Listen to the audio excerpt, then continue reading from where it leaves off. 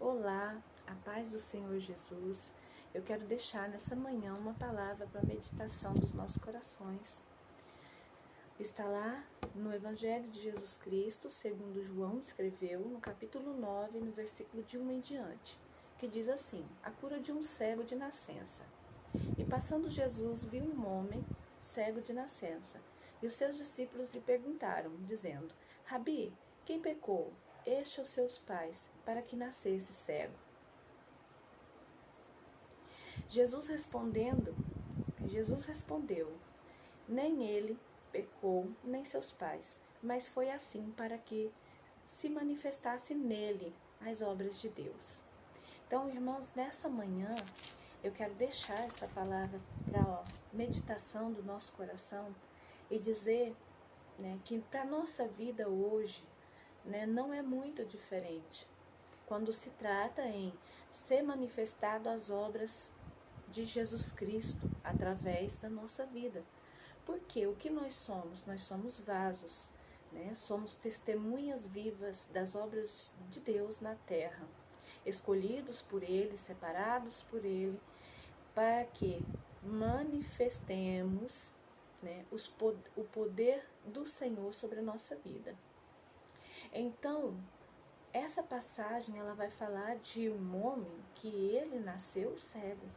Ele não via o rosto dos pais, não conhecia sua vizinhança, ele não tinha essa liberdade de ir e vir, então ele tinha uma deficiência muito grande na sua vida era toda restrita, porque ele não via a luz do sol, ele não sabia o que é a claridade de uma luz. E quando Jesus e os discípulos encontraram com esse homem, os discípulos questionaram Jesus, perguntando para ele: mestre, quem pecou, ele ou seus pais, para que nascesse cego? E Jesus deu uma resposta franca, clara, que nem os pais nem ele havia pecado. Por quê? Porque ele foi um escolhido para que fosse manifestado a obra do Senhor, a obra de Jesus. Então, para a nossa vida hoje, às vezes nós passamos ou estamos em situação que a nossa vida ali está estagnada, tem restrições na nossa vida que a gente não consegue ultrapassar, não consegue vencer. Às vezes uma enfermidade, uma luta, que quem olha de fora aponta o dedo, pensa, por que está passando por isso? Será que pecou? O que fez de errado? Porque às vezes pode ter uma concepção de que se passa por alguma coisa é porque logo pecou. E na realidade, para entender o agir e o trabalhar do nosso Deus na nossa vida, a gente tem que buscar do Senhor verdadeiramente: Senhor, o que está acontecendo? Por quê? Ou para quê? Não por quê, mas para quê? Para que obra? Para que manifestar?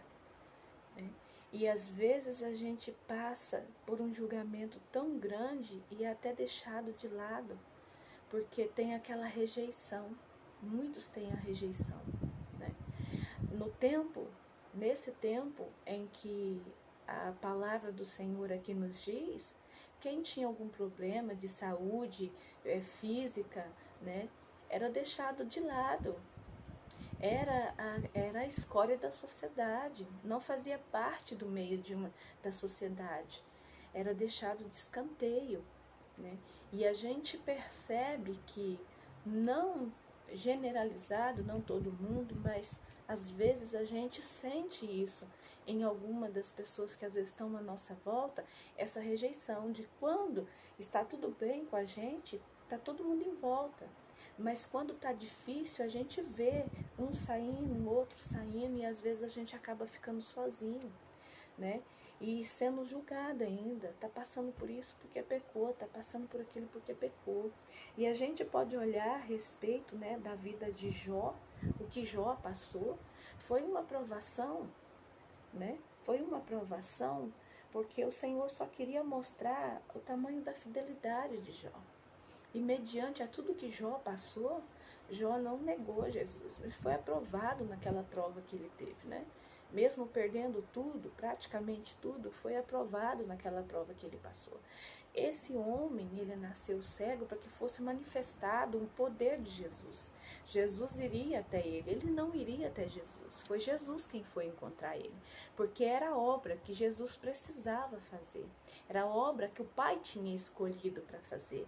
Então, tudo na nossa vida já foi determinado por Deus. Deus pode mudar caminho, pode reescrever, sim, mas nosso plano, nossa história, nossa trajetória, o Senhor conhece desde quando nós ainda não tínhamos sido formados no ventre da nossa mãe. Em Jeremias fala, né?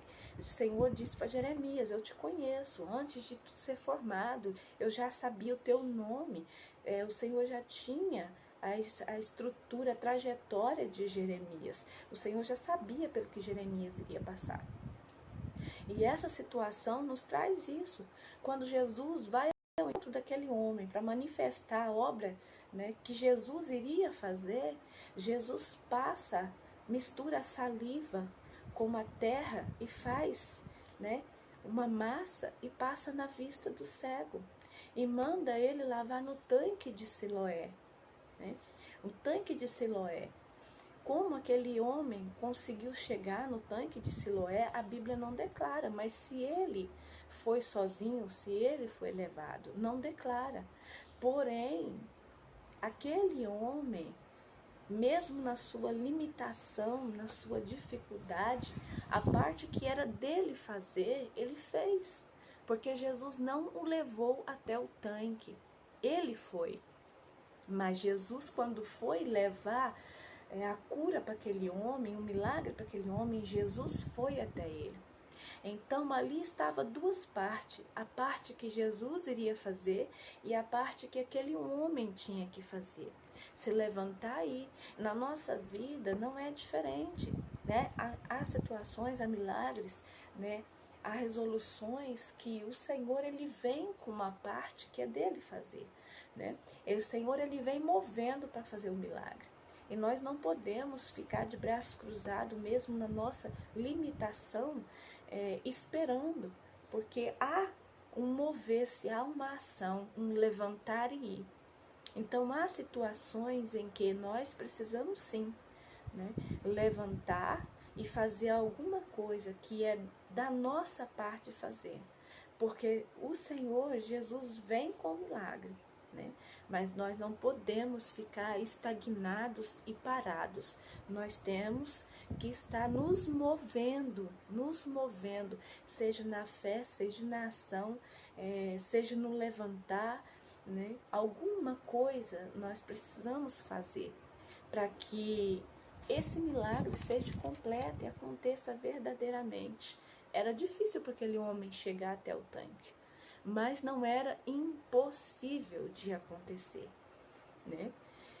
E quando ele foi, se lavou e voltou enxergando, o que me chama a atenção é que Jesus fez isso num dia de sábado, que para muitos naquele tempo, né, não poderia ser feito.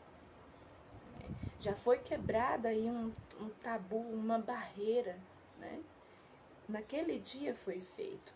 E começaram a questionar, né, aquele homem: quem foi que te curou? Olharam ele e disseram: mas não é aquele cego? Ele não tinha nascido cego?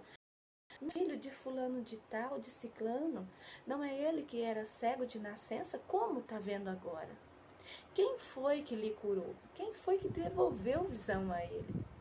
Né? Como que pode uma pessoa cega aí de repente voltar a enxergar?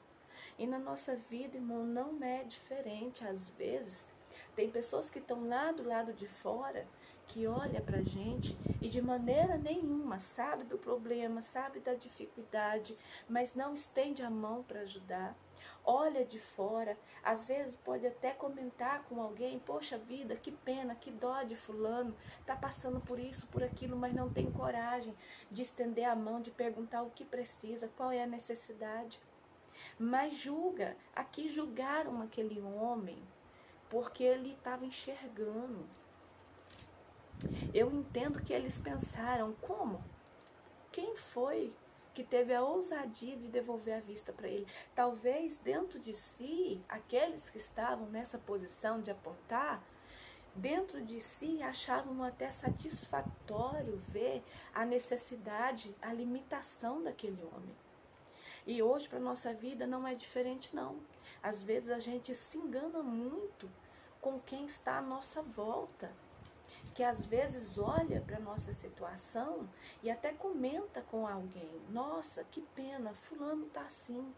Mas quando vê, a gente dá a volta por cima, quando vê o milagre acontecendo, a mudança sendo feita, a roda gigante da vida girando, Deus, o Senhor tirando de baixo, colocando por cima, a pessoa se entristece.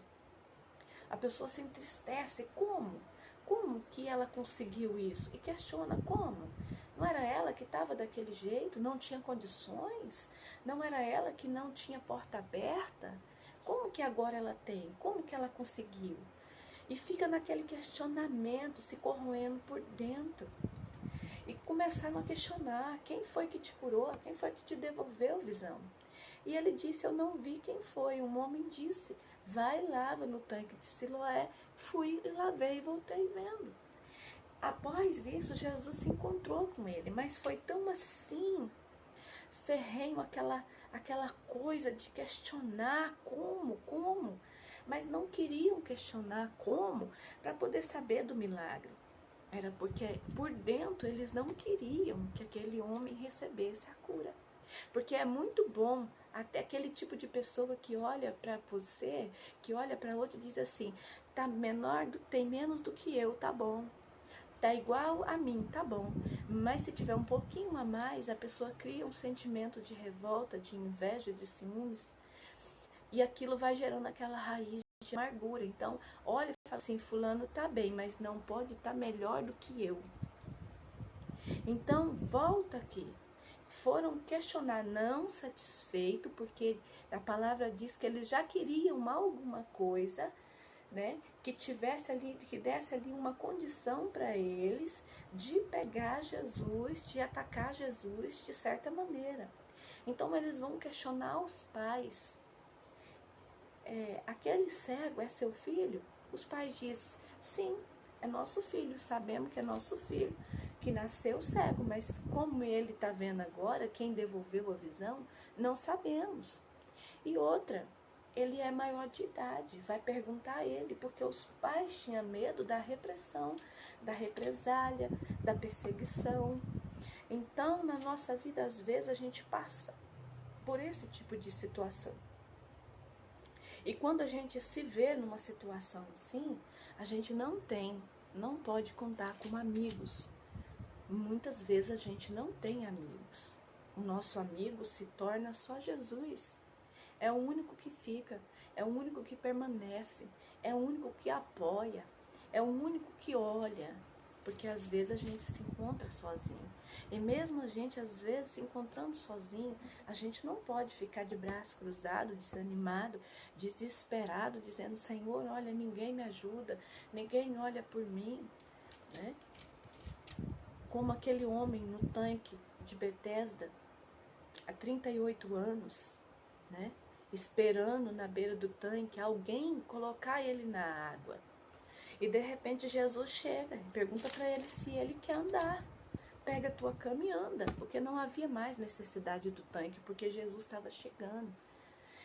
Há situações, não quer dizer que seja a mesma situação do cego de nascença, porque aqui a palavra que nós estamos lendo agora fala a respeito do cego de nascença, que ele nasceu com essa limitação, ele tinha essa limitação porque era necessário. Ele foi escolhido para passar por isso, porque nele iria se manifestar a obra de Jesus, para que todo mundo visse que alguém que nasceu cego, sem visão, voltasse a ver. Era uma coisa assim extraordinária, era um milagre assim sobrenatural. É diferente de alguém que perde a visão e ele vai para um médico procurar um tratamento, procurar uma cirurgia. Naquele tempo não tinha. Todo mundo daquela região vendo aquele homem que nasceu cego, cresceu cego, de repente encontra Jesus. Quem é aquele? Ah, aquele era aquele menino que nasceu cego. Nossa, mas ele já está um adulto. E o que é que aconteceu? A cegueira foi embora. Ele pode ver. Então é um milagre que não foi feito por mão de homem, apesar de que o próprio teve que se levantar, né? E obedecer a Jesus naquilo que Jesus havia dito para ele: vai e lava no tanque de Siloé. Mas Jesus foi ao encontro e manifestou aquilo que estava escrito antes mesmo do nascimento daquele menino, daquele homem, né, que havia recebido novamente a sua visão. Então, na nossa vida, às vezes a gente pergunta para o Senhor: Senhor, para que eu estou passando por isso? Senhor, por que a minha vida não muda? Por que é assim desde quando eu nasci? O que está acontecendo? Né? Mas tem um propósito de Deus que a gente não entende. O difícil é não entender. E a gente não entende, né? A gente não entende aquilo que Deus, aquilo que o Senhor escolheu para nós passar. Tem coisas que a gente passa assim por desobediência, por atitude, por escolha. Mas nesse caso, ele tinha essa limitação desde quando ele nasceu e ele não entendia por que da vida dele era daquele jeito. E até quem estava de fora questionava. Ele nasceu cego por quê? Quem foi que pecou? Foi pecado? Né? E às vezes a gente questiona: Senhor, para quê? O que eu fiz? O que está acontecendo? Né? E a gente não entende. Mas essa palavra vem nos mostrando que provação, escolha de Deus, trajetória, projeto, a gente não tem esse controle sobre o que o Senhor determina assim, para a gente passar, né? Em tudo, dai glória a Deus, né? Seja grata ao Senhor, porque o Senhor, Ele tem determinado a cada um. E o Senhor não escolhe um fim ruim. O Senhor diz na palavra: eu sei muito bem o fim que eu tenho, né? Escolhido para vós, né? E não é uma coisa ruim, porque o Senhor nos escolheu, não foi para coisas ruins, né? Até numa prova, numa tribulação, em algo assim, tem um mover de Deus e tem um para quê. Deus sabe qual é o propósito dele. E quando a gente tenta fugir do propósito de Deus, ou sair fora daquilo que Deus quer, aí sim a gente entra num estado de desobediência ou até mesmo rebeldia. Mas aquilo que Deus tem para cumprir na nossa vida, para fazer na nossa vida, a gente não entende. Né? E depois que a gente passa, depois que a gente sai do outro lado, né? Depois que vem solução para aquilo que a gente vai entender: poxa, eu passei por aquilo para mim aprender aquilo, eu passei para manifestar o poder de Deus. Porque através da minha vida alguém viu Jesus.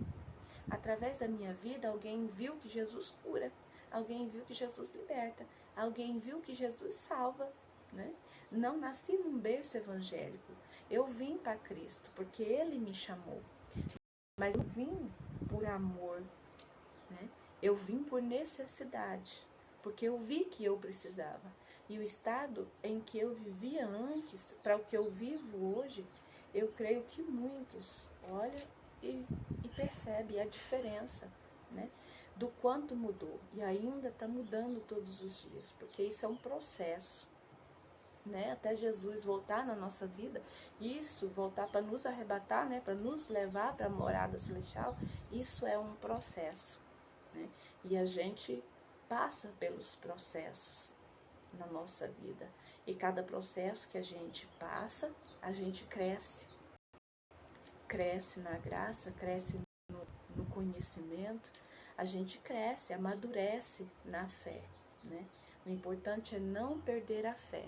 Então eu quero deixar essa palavra para meditação nessa manhã. Não perca a fé. Em tudo o Senhor tem o controle de todas as coisas. Saiba que o Senhor tem o controle de todas as coisas. E quando Jesus chegar, né, vai ter solução, vai ter cura, vai ter salvação, vai ter transformação, vai ter libertação. Em nome de Jesus. Fica na paz de Deus, que tenha um dia abençoado na presença do Senhor, que todo mal venha bater em retirada, que as bênçãos do Senhor estejam sobre a sua casa, sobre a tua família, né? E você que recebe, diga amém. Glória a Deus. A paz do Senhor Jesus.